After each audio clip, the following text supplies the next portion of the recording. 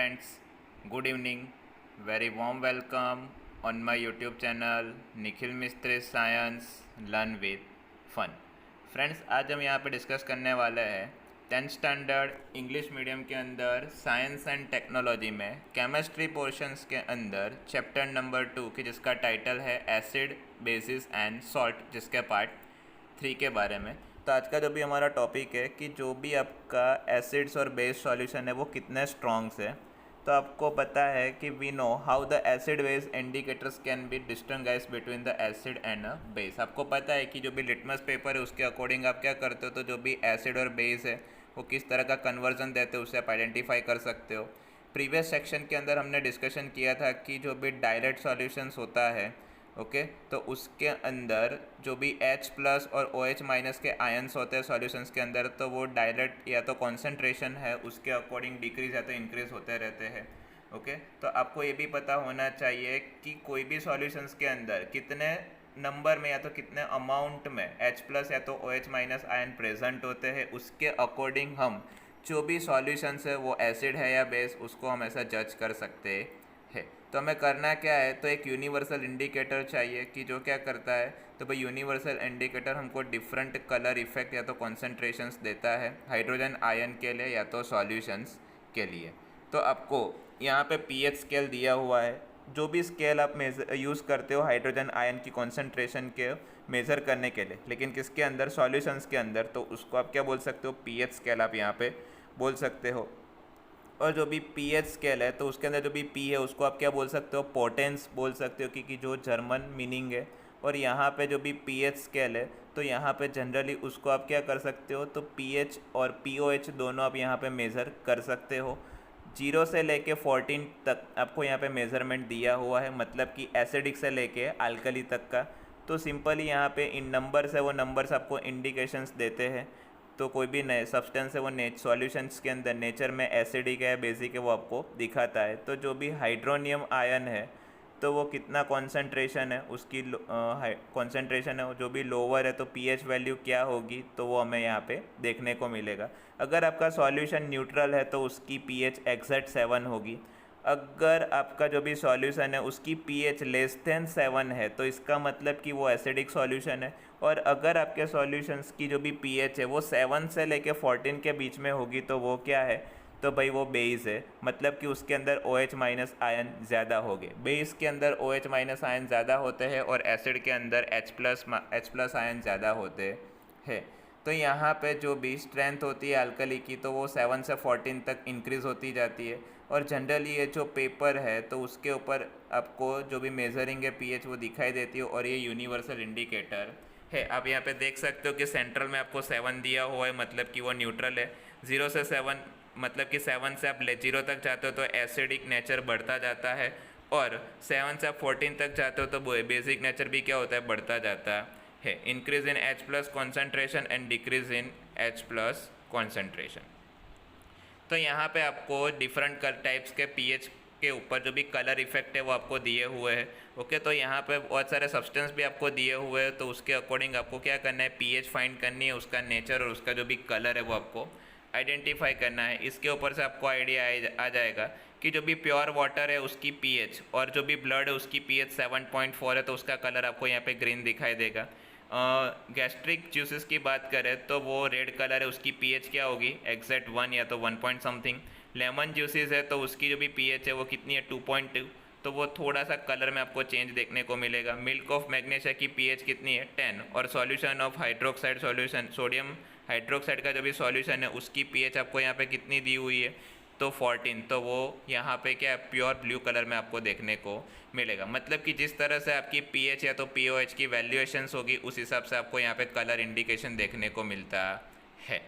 तो जो भी strength of acid and bases है तो वो H+ आयन और OH- आयन के ऊपर डिपेंडेंट रहते हैं।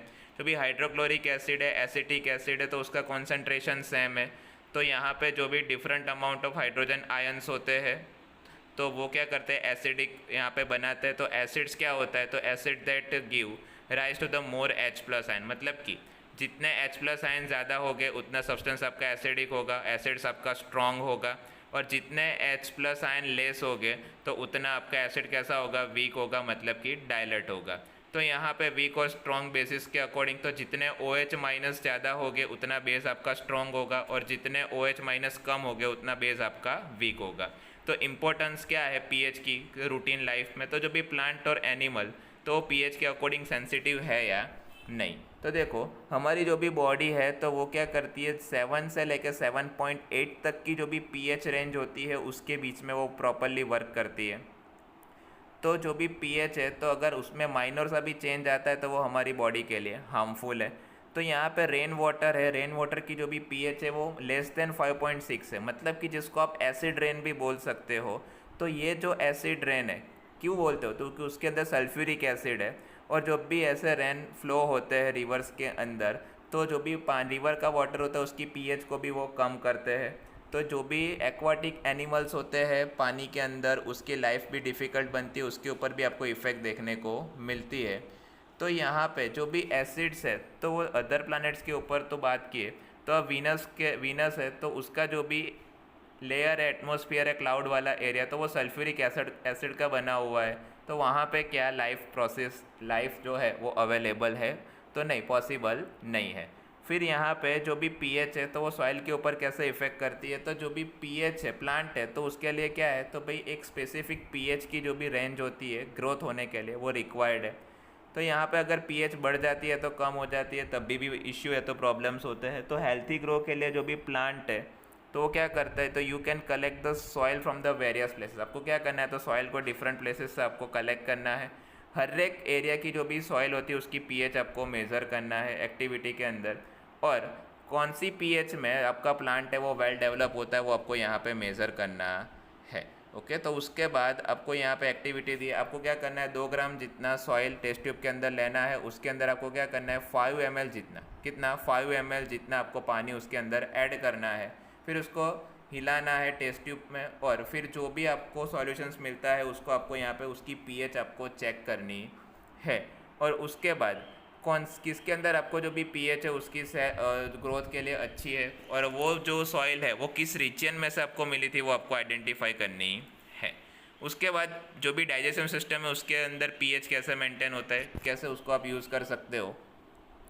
तो यहाँ पे देख सकते हो, तो इंटरेस्टिंग बात है कि जो भी हमारा स्टमक है वो स्टमक हाइड्रोक्लोरिक एसिड को वो प्रोड्यूस करता है, कि जो डाइजेशन में क्या करता है, फूड के डाइजेशन में हेल्प करता है। लेकिन हमारी जो भी बॉडी है स्टमक है उसको हार्मफुल इफेक्ट वो देता नहीं है। तो इनडाइजेशन और the stomach produces too much acid, मतलब कि उसके अंदर क्या होता है, तो भाई ज़्यादा एसिड प्रोड्यूस हो जाता है जिसकी वजह से हमें इरिटेशंस होता है, चेस्ट में पेन होता है, जिसको जनरली आप क्या बोल सकते हो, तो भाई एसिडिटी आप बोल सकते हो। और उसको कम करने के लिए हम बेस का यूज़ करते हैं जिसको आप एंटासिड्स भी बोल सकते हो। तो इसका मतलब क्या है कि भाई जो भी एसिड है उसको न्यूट्रलाइज करने के लिए आप जो एंटासिड्स लेते हो तो वो वन टाइप ऑफ क्या है, बेस है, या तो एक्सेस एसिड आप बोल सकते हो, जैसे कि मैग्नीशियम हाइड्रोक्साइड की जिसको आप मिल्क ऑफ मैग्नीशिया बोल सकते हो, तो वो क्या एक माइल्ड बेस है। ओके, कि जिसको आप यहाँ पे क्या करते हो, यूज़ कर सकते हो। तो pH change at the cause of the tooth decay, मतलब कि जो भी दांत में सड़न होती है तो उसके लिए भी पीएच चेंज रिक्वायर्ड है। ओके, तो यहाँ पे जो भी टूथ डीके कैसे पॉसिबल है, तो start when the pH of the mouth of the lower than 5.5। अगर पीएच 5.5 से कम हो जाती है तो क्या होता है, तो भाई एनिमल का जो भी कोटिंग है, मतलब कि कैल्शियम हाइड्रोक्सी पेटाइट, मतलब कि जो क्या है, तो वन टाइप ऑफ सॉल्ट है जिसको आप क्या बोल सकते हो, कैल्शियम फॉस्फेट भी बोल सकते हो। तो वो एक हार्डेस्ट पार्ट है हमारी बॉडी का, टूथ में आपको दिखाई देता है। तो वो धीरे धीरे क्या होता है, तो भाई वो डिसॉल्व तो नहीं होता, लेकिन उसके ऊपर जो भी येलोइश कलर के पार्ट होते हैं या तो स्पॉट होते हैं वो वहाँ पे हो जाते हैं, जिसकी वजह से क्या होता है, तो आपके दांत पीले कलर के दिखाई देते हैं। तो यहाँ पे जो भी पीएच है वो पीएच 5.5 से कम होनी नहीं चाहिए। ओके, और जो भी बैक्टीरिया है वो हमारे माउथ के अंदर प्रेजेंट ही होते हैं। तो वो क्या करते हैं, तो भाई जो भी हम खाना खाते हैं उसमें से जो भी शुगर है या तो फूड पार्टिकल्स है, तो वो क्या करते हैं, माउथ आफ्टर ईटिंग, मतलब कि वहाँ से वो क्या करते हैं, तो सडन को या तो जो भी सड़ा है उसको वो प्रोड्यूस करते हैं। तो हमें क्या करना चाहिए, तो ये जो सडन है उसको कम करना है। तो खाने के बाद हमारा जो भी माउथ है उसको क्लीन करना चाहिए। ओके, या तो हम सोने से पहले ब्रश भी कर सकते हैं, जिससे क्या होता है, तो जनरली जो भी खाना होता है वो दांत के बीच में रहता नहीं है। और जो भी टूथपेस्ट यूज़ करते हैं वो मेनली क्या होनी चाहिए, तो न्यूट्रलाइज कर दे ऐसी होनी चाहिए। Okay, self defence by the animal and plant through chemical warfare. तो आपको यहाँ पे करना क्या है, तो जो भी हनी बीज होती है, have you ever seen stung by the honey bee ने अगर आपको डंक मारा या तो स्टंग मारा है, तो आप क्या करते हो, तो वो अपनी बॉडी से, आपकी बॉडी में एसिड वो छोड़ के जाती है, जिससे आपको पेन या तो इरिटेशंस होता है।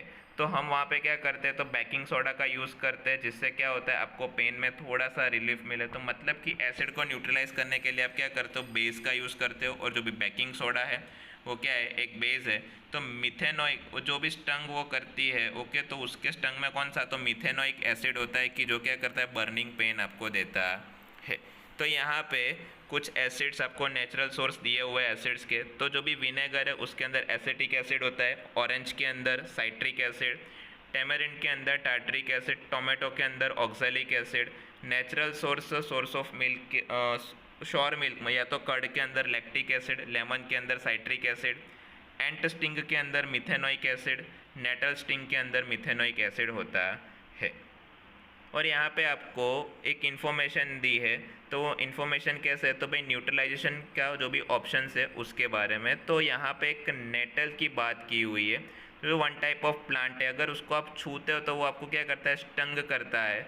ओके, तो स्टंग करने से क्या होता है, आपकी जो भी स्किन होती है वहाँ पे आपको पेन होता है। तो वहाँ पे आपको क्या करना है, तो अगर वो स्टंग करता है तो वहाँ से उसकी एसिडिक इफेक्ट को कम करने के लिए आप वहाँ पे क्या कर सकते हो, तो भाई जो भी बेकिंग सोडा है उसका आप वहाँ पे यूज़ कर सकते हो, क्योंकि वो क्या करता है, मिथेनोइक एसिड्स को वो प्रोड्यूस करता है। तो वहाँ पे जो भी बेकिंग सोडा या तो लीफ ऑफ डॉग प्लांट का भी आप यूज़ कर सकते हो, ताकि आप क्या कर सकते हो, तो जो भी एसिड्स है उसको न्यूट्रलाइज करके आप अपने जो भी पेन है उसमें से आप रिलीफ यहाँ पे पा सकते हो।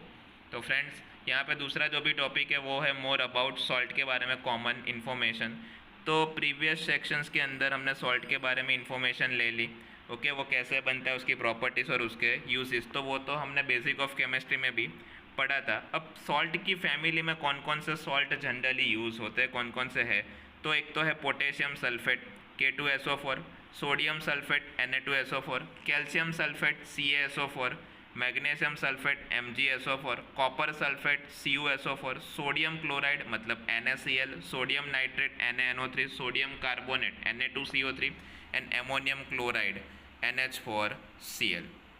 तो आपको क्या करना है, तो जो भी एसिड्स और जो भी बेस है, तो कौन कौन से एसिड्स और बेस के अंदर आपको सॉल्ट आइडेंटिफाई होता है, मिलता है, तो वो आपको यहाँ पे देखना है। जैसे कि NaCl है और Na2SO4 वहाँ पे सेम फैमिली मेम्बर है। ओके, फिर NaCl और KCl, तो उसमें भी Cl chlorine same family members है। तो उस तरह से आपको आइडेंटिफाई करना है, जैसे Na2SO4, K2SO4 और MgSO4, तो तीनों में आपको SO4 दिखाई देता है। तो फ्रेंड्स, इसी के साथ जो भी हमारा वीडियो है वो वीडियो यहाँ पे ख़त्म हो रहा है। अगर आपको ये वीडियो पसंद आया तो प्लीज़ वीडियो को लाइक कर दीजिए, वीडियो के ऊपर कमेंट कर दीजिए और वीडियो को मैक्सिमम अपने फ्रेंड्स के साथ शेयर कर दीजिए। और कोई डाउट या तो क्वेरी है तो डिस्प्ले के ऊपर जो भी नंबर आपको दिखाई दे रहा है उस नंबर के ऊपर आप या तो कॉल या तो मैसेज करके पूछ सकते हो। Thanks for watching, thanks for supporting.